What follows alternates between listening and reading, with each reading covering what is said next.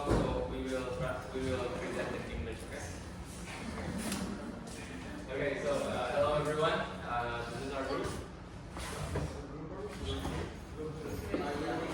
All right. This is our group name is Administration, and we will present to you project grade. So next slide, please. Alright, so first of all, I want to explain a little bit why we set our name as Network Administration. In other words, we are Trump's administration branch in Indonesia. What do you mean by that? You see, it's similar, right? No. Twins. No. Alright, so without further ado, I want to begin today's presentation.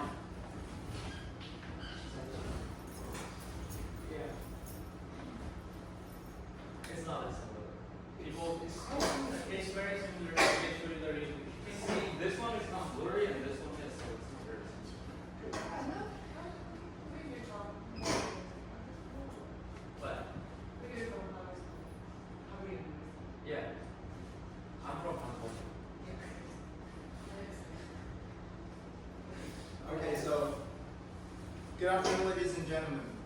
This presentation is brought to you by Nadia's administration. In other words, we call it Trump's administration branch in Indonesia. What do we mean by that? Just look at this picture. You will see one of our members, just like the CEO of the founder of this company. So, without further ado, I want to begin with a story. Long ago, we people were building cities. We drew borders. Before the word entrepreneurship even existed, humans were already problem solvers. At first, if you look at this picture, we dragged things, launches, sledges, anything that would slide across the ground. It wasn't easy back then. Our arms hurt, our backs broke. But the idea was born. If we can move more, we can live better. So, some thousand years later, somewhere between the Mesopotamia and Central Europe, someone caught a round piece of wood. They drilled a hole through it and attached it with an axle. This was humans' first wheel, not designed for beauty, but for survival. And from that point came everything that moved human being forward.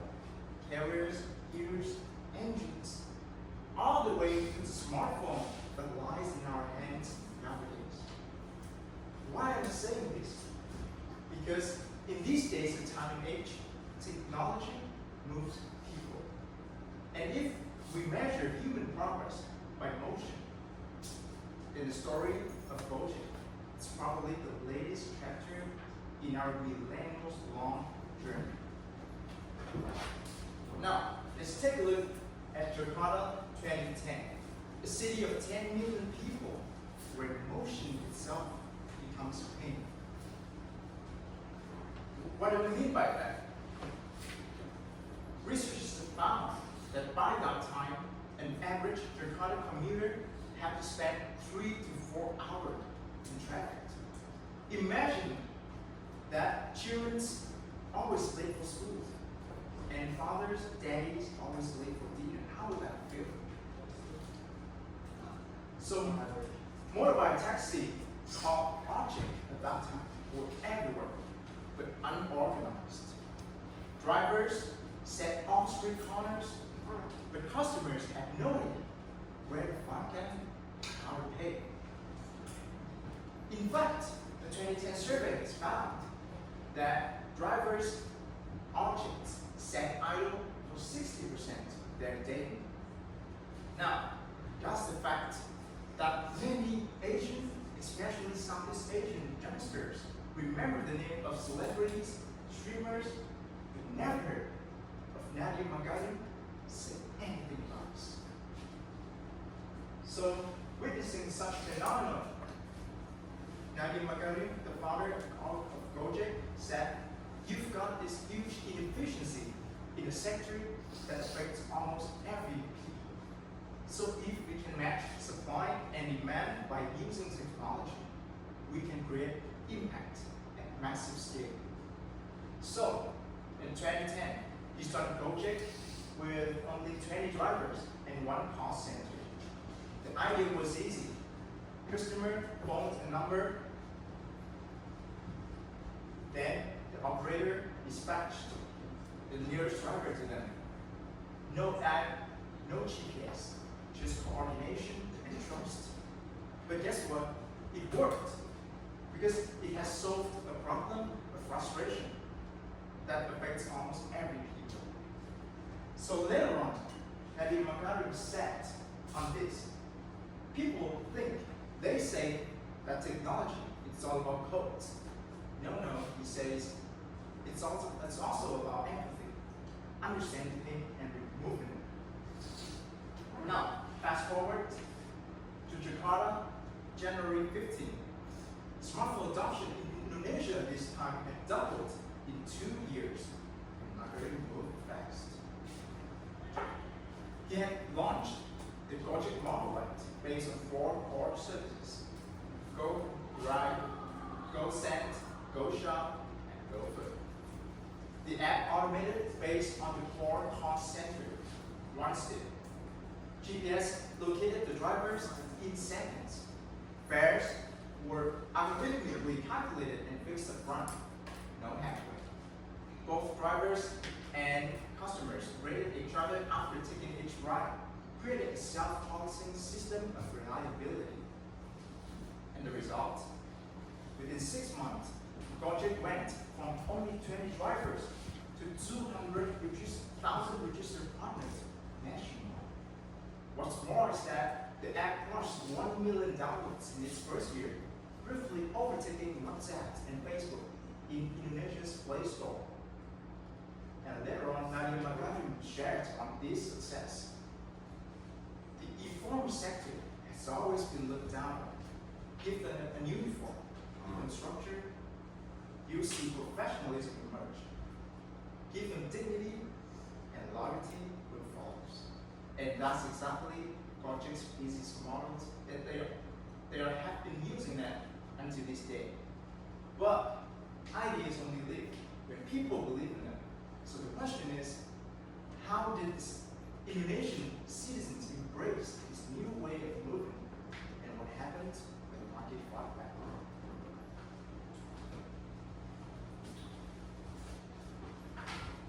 By making an app like this, the next part comes is growth. Growth certainly is not easy. The rapid rise of popularity. Gojek rise came with the social media marketing campaigns and also word of mouth. At the peak time of 2015, Gojek had monthly orders they grew around 98% from March to October 2015. And they are getting around 8 bookings per second. That would be 480 bookings per minute. And the most important thing that they solve is the traffic and the congestion cost that costed every year. Do you know that US $936 million is losing per year in that is actually more than GDP of some countries. Introduction to new services. After Gojek had their peak, they just subsidized their services into 4 new subsidiaries, such as GoSend, GoFood, GoMart, and GoTix. And they named it as GoLife, which aimed to provide host of on-demand personal services to meet the people needs. With these subsidiaries came huge revenue and huge employment chances. Later on, they added GoMassage, GoClean, GoGlam, which has seen double-digit growth every month since the inception of their services, with 90% customer ratings. But with great success comes great setbacks, and I have never seen a single company in my lifetime which haven't seen the setbacks. So the setback in the case of Gojek is the protest by the drivers, because at the end of the day, the Gojek had cut the wages of drivers and they are sitting idle for most of the time. So the main problem is that they are unable to solve the expectations of the drivers and compromising the quality of their services. But They responded with driver training, safety gear, fair infrastructure, which led to protesters changing into their partners, which gained trust and empathy in partners and the service providers. What will be the outcome? The outcome is rising profits, trust, and new innovations.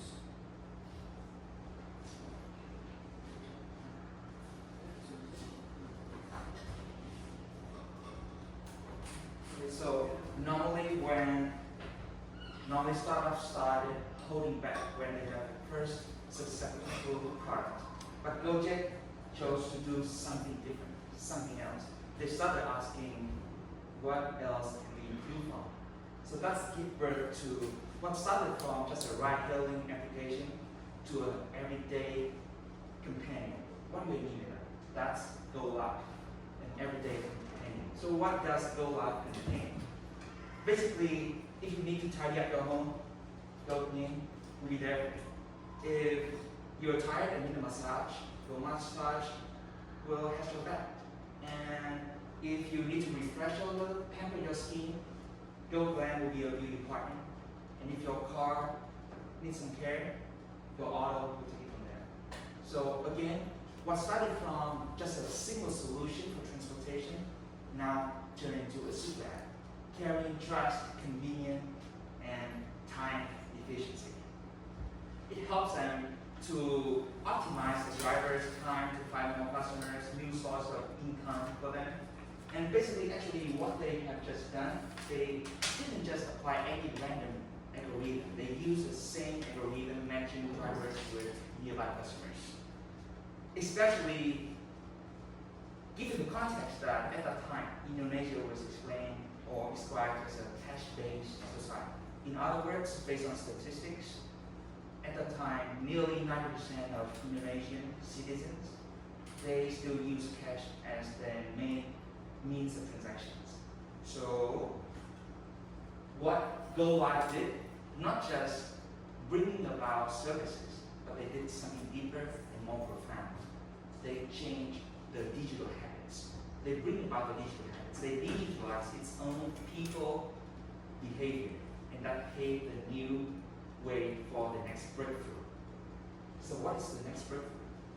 In this days and age, after every booking, every ride, there lies the invisible power, the most important asset of all. What do you think in this days and age of AI and fast-paced development, what is the most important asset? What do you think? Any idea of that? 在这个快速发展时代，在 AI 时代，你觉得最重要、最宝贵的财产是什么？你觉得呢？比如明确，你觉得是钱吗？ Is it money? Idea? Okay. That's a good point. How about Felix? What do you think? What is the most considerably most important asset? She said idea. What do you think? Flexibility. Flexibility. Good idea. However, have you guys ever heard of Ant Group, a spin-off from Alibaba, the Chinese company? They were esteemed to be the biggest IPO in human history. And their only asset at that time, it's not flexibility, not idea, it's data, Q2.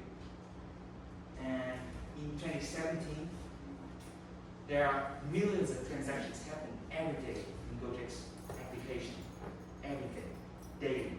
And they build on that to build the huge behavioral data that help them to inform, for example, what time do people eat, what kind of food do they want, and how long are they willing to wait. And their engineers call that the data flywheel. Basically, it means the more you use the more you use it, the smarter the system gets. Just like ChatGPT, we all use it today. The things that make it stand out from others is it has a huge, enormous data that no one else can compete with. Not just data, but they have also the processing power to process it. So again, coming back to the flywheel, it helps the apps to optimize the routes for the drivers, and also they help customers to personalize their offers. So on the one hand, on the other, customer need to pay less and wait less. So that's killing two birds with one stone. Especially like I said earlier, when Indonesia at that time is described as a cash-based society. So nearly 50% or 50% of the citizens at that time using fintech app just like this as a first step of digital money, digital society. So just like Nadia Makarim described it himself, he said that we were trying to make the wallet, but at that time we were trying to help people access the economy they have been left out. That's what he said. That's the spirit behind the breakthrough. And this breakthrough called GoPay. And basically, this data, not just for profits, money, or services, flexibility, or new services idea, but it's a data motivated by an inclusion. They want to create an economy that customers, drivers, merchants move forward together. So nowadays, actually not 6 years ago, this is 6 years ago, in 2019, more than 2 million drivers are using Gojek app. However, what they are aiming for, it's not scalable, but it's change. Even though Nadim said it himself that we didn't try to create a social movement, but when you help other people to earn with dignity, the society moves with you. So all of this business model is not just built on luxury or idea, but it's built on empowerment. And that's what carries Gojek forward. That is based on what I believe. However, the greater the business gets, the fiercer the competition will follow. So let's see how we tackle that problem. And here comes the next chapter, the race for dominance.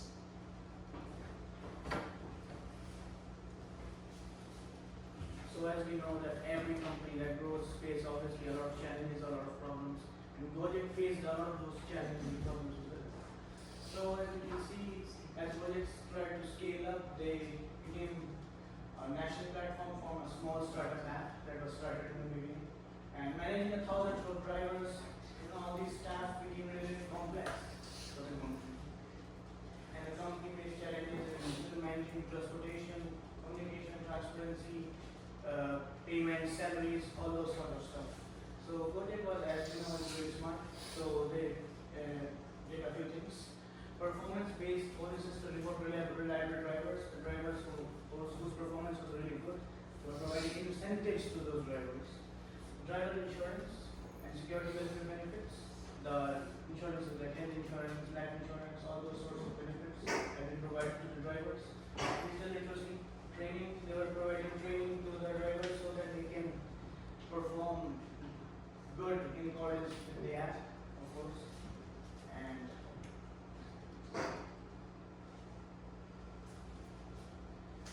I think you're the last.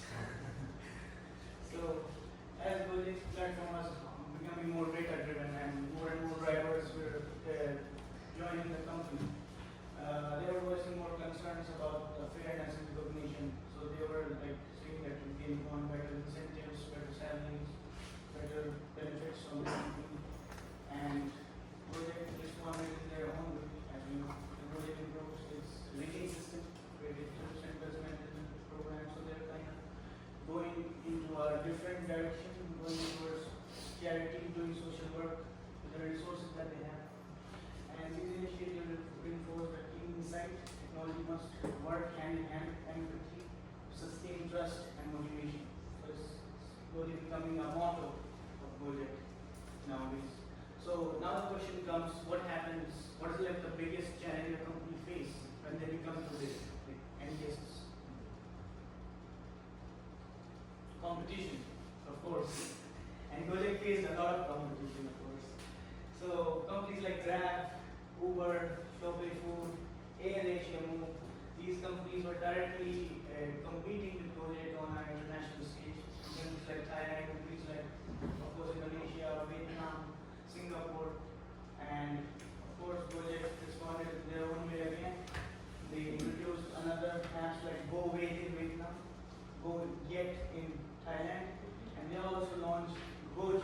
in Singapore. So this competition for dominance was so immense that they called it the Southeast Asia battlefield. Technically. So this is an important point. In 2021, Gojek merged with the e-commerce giant known as Tokopedia and formed both a group and creating Indonesia's largest digital ecosystem. So it was like they were providing finance, transportation, all these sorts of services, and this changed Gojek's future forever and turned Gojek into a human-centered tech powerhouse.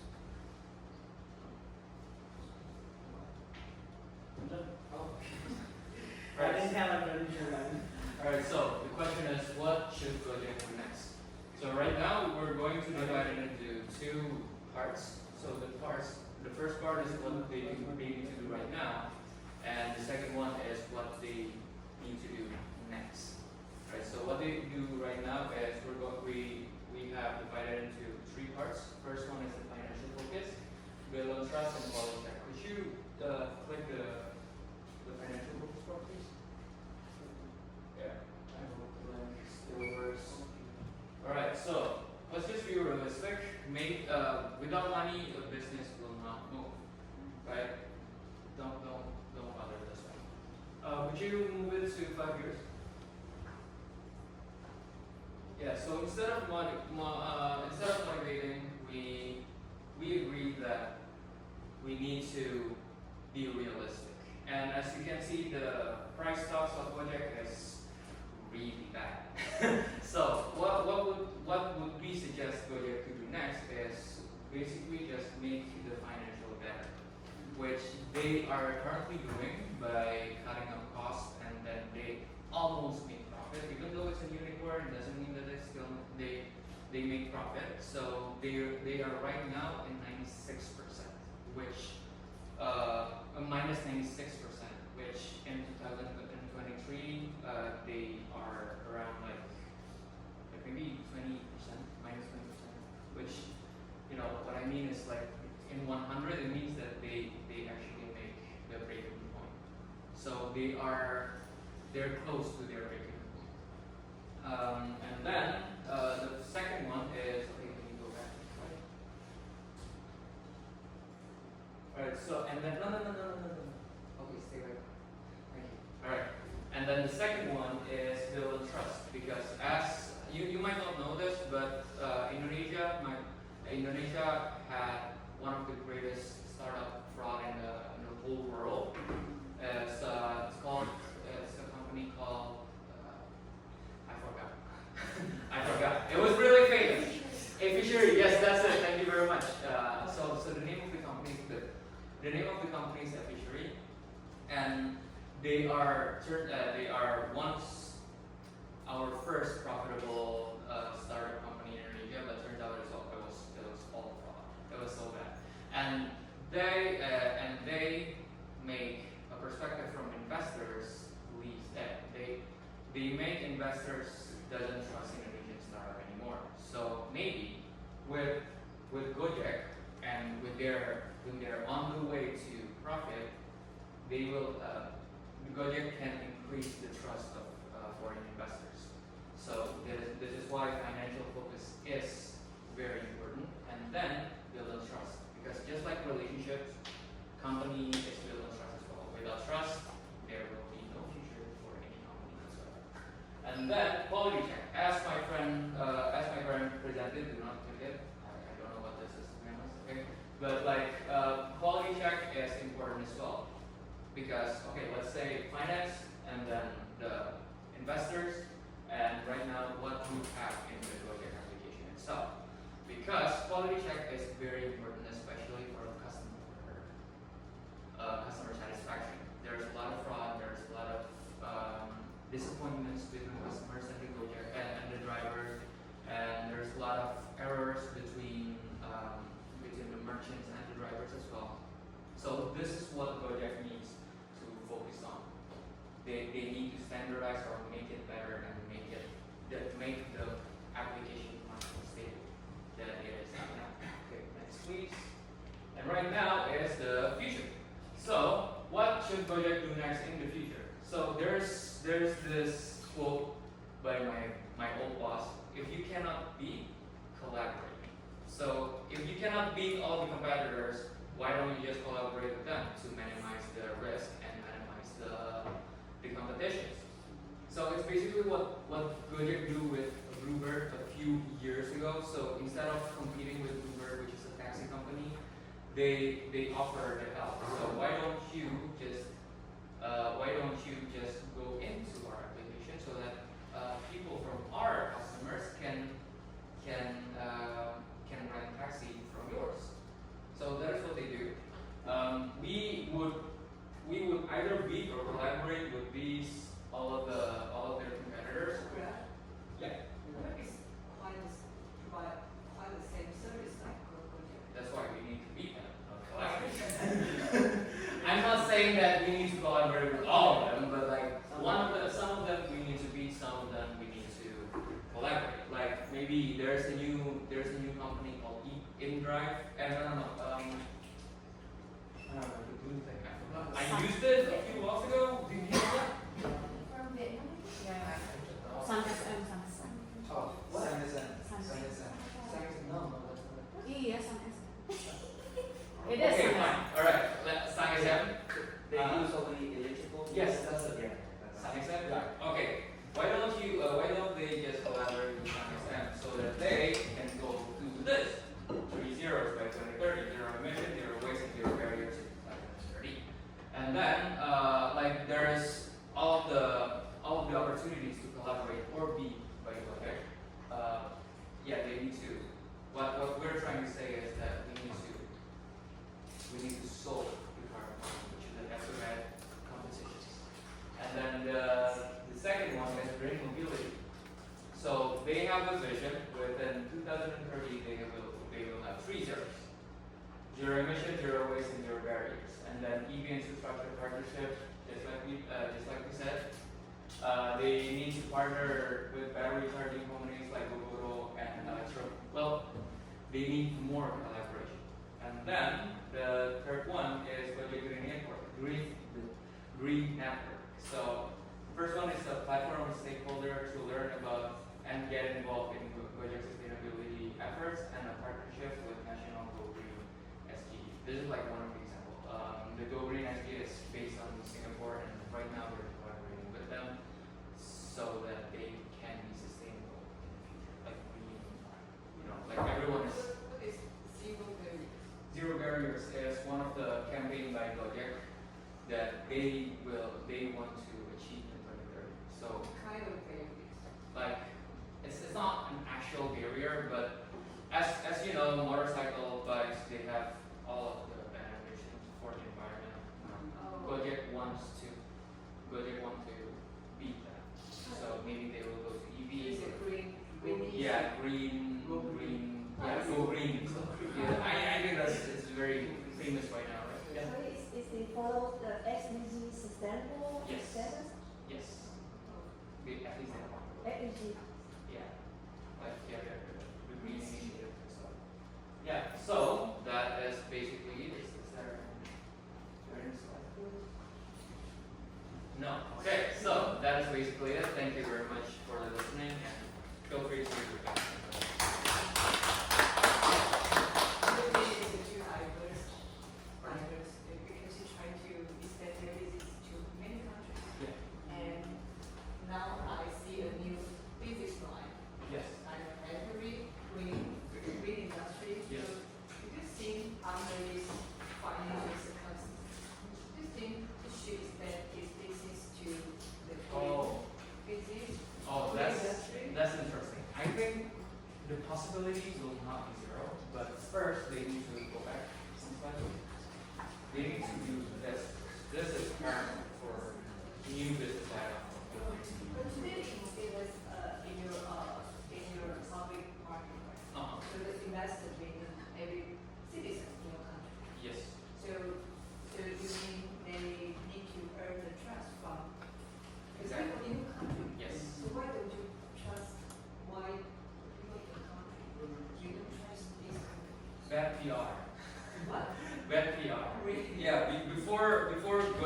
say 96% to their break-even point, they had a huge layoffs. Like when I say huge, I mean huge, like more than 60% layoffs. Now that turns to be very bad for trust of the Indonesian citizens. But you use this service every day. Yes, So they still use it every day, but they don't really trust it. trust. What do you mean, like the ethic issue, or Maybe I'm not sure, but either it's ethical issues or because maybe one of their friends got laid off by Gojek and okay, you hate Gojek, I hate Gojek. it's Isn't it? just a negative image? Yes, the negative image. They need to increase the positive image. It's word to mouth marketing. It's word to mouth marketing. Yeah, word of mouth marketing, like it was very viral about the layoffs. It was really bad. It was really bad for Gojek image. No, I think you think that they need to improve their image of Gojek so that they will increase the possibilities of Indonesians getting invested. Indonesians investing on the place in the future. Also, is there any like big events before that the people start to hate this company? Oh, it's because of the layoffs. Only that issue. One of them. One of them. One of them. Yeah. But we still use it every day. So Especially if you have a chance to go to this company, would you want to go to the company? if there is a chance, yeah, but maybe. Maybe. If they give you better salary. What's up? If they give you better salary. Yeah. Yeah, the same case in Taiwan, we have a company called Foxconn, Mm-hmm. and Foxconn, you know their company, right? And negative image, but good salary. Oh, wait one see. Wait one see, If they can give me money, wait one see. Yeah. But that's me, I'm not speaking for Indonesians, okay? Most of my friends they say, okay, salary is good, okay, something. It's okay. I'm just being realistic. Maybe the people here are being realistic as well. Yeah. 这个个案它的构架它就是它在它 Oh, wait. I think I still have it.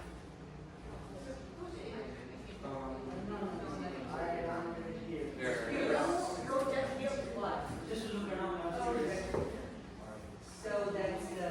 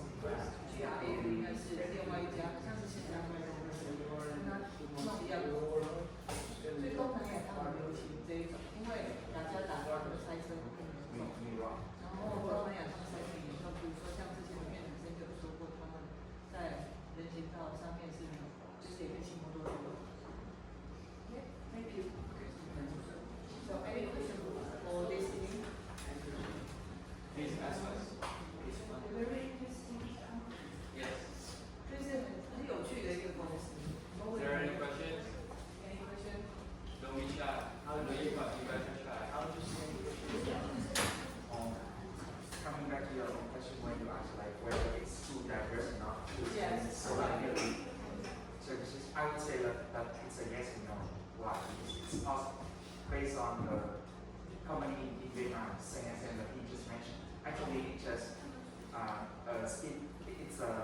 it's under the mother company called V Group, and they V Group, VIN. Yeah. So basically, they operate in everything. They provide some access like a Grab or Gojek, ride hailing, food delivery. They also provide the EVs, electric vehicles, just like Tesla. They just built the factory in California, USA, and they just also IPO in NYC. And they also invest in hospital. They have hospitals. Yeah, this company. So the most advanced hospital in Vietnam also belongs to Vingroup.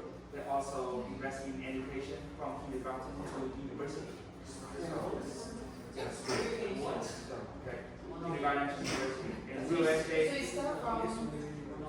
So what's the first phase? I mean, The first piece is real estate. Real estate. Starting from real estate. Okay, reasonable. So yeah. Yeah, I mean, look at Mitsubishi. They make pencils, they make razors, they make pens, and then they make tanks. Just like So, that, Samsung is also. Yeah, exactly. Like they started out as a makeup company, and right now they're leading smartphone. And they make the big trucks for yeah, military purpose construction. So I think it's awesome. Yes, awesome. When you purchase a company and go with Reliance, it's a big group and they're like just people in Tata and Reliance are so it's cover everything. they don't do anything, they make cars, Tata they make cars, they make solid, they manufacture other things. From space to your daily life. Yeah. Tata and Reliance, they sell petroleum, they provide like mobile services, cars. Yeah, kind of same. Maybe this will be the next stop or the next bit. So you should consider to join that company. Possibility. Yeah, possibly. Yes. Okay, thank you. Thank you.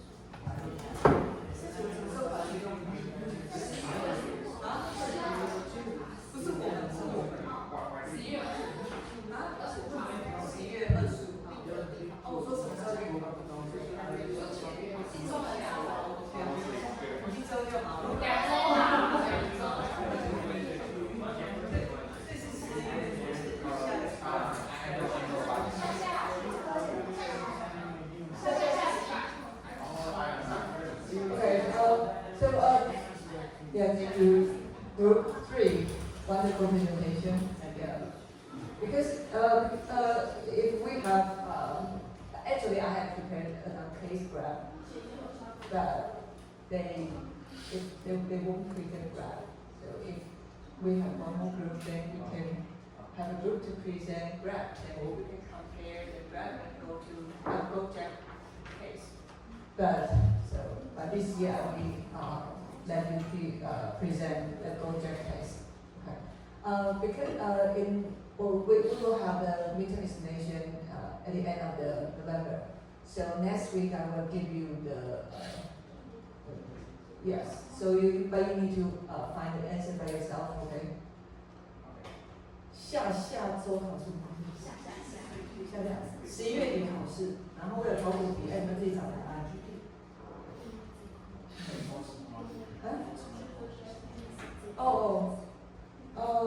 Like 90% of the questions are multiple choice and one short answer question. 多数的不是多数，90分的那个选择题，10分的简答题。So 90 multiple choice question. Oh.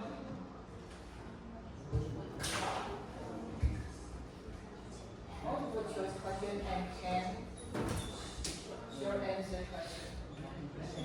Yes, 90%. Quite easy.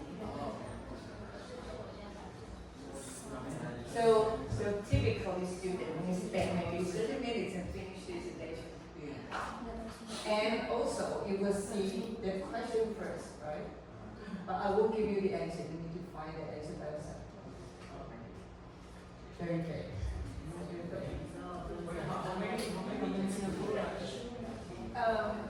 Around 30.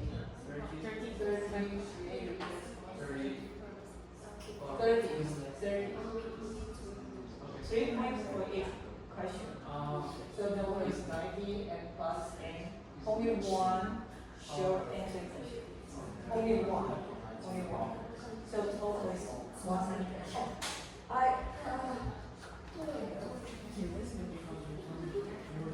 他们没有用过英文考试，对不对？So I forgot to mention about this. Have you ever access you to your Ulearn system? Ulearn, because the examination will be processed in the Ulearn system. Oh, we need to input the So we will go to another classroom, is a computer classroom, and you use the computer to finish your meeting examination.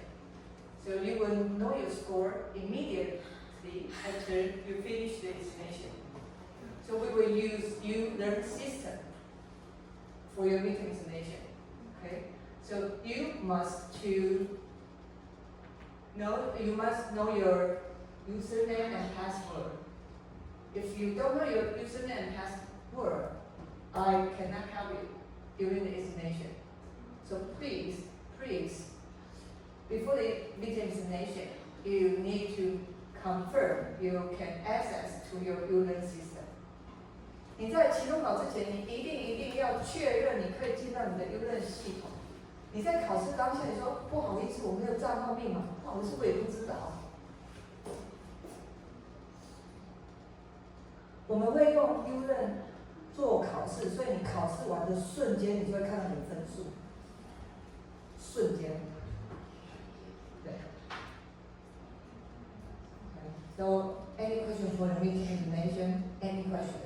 Midterm examination? Yes. So just to make sure the question is take home. What? The question is take home or in the class? Yes. Take home or In the class, and the only allowable learning is the classroom. So you cannot, because several years ago a student, she told me that I can go to the university. Can I finish the examination in my home? No, of course not. So the only legitimate value is the room, maybe 207. So please, you must sit in that classroom to finish your meeting examination. And close book, but you will see the question. You can prepare this question first, because I will give you the test bank 2 weeks before the examination. So you have 2 weeks to find the answer. You can collaborate with your friends to find the answer. So in the midterm day, we just need to input the answer that we. Yeah, very quick. And closed book, but you will see the question first, and you can discuss with your friend and find the answer. So, yeah, teamwork. But if you find wrong answers, everyone better. 你可以跟你朋友一起找答案，然后但是一个人找，如果都错就全错。So make sure to find a good partner. Okay, so next we will finish the chapter 4 is a business model. So I think we can take a 10 minutes break, then we go back to the lecture part. 我们先休息10分钟，再回来那个上映。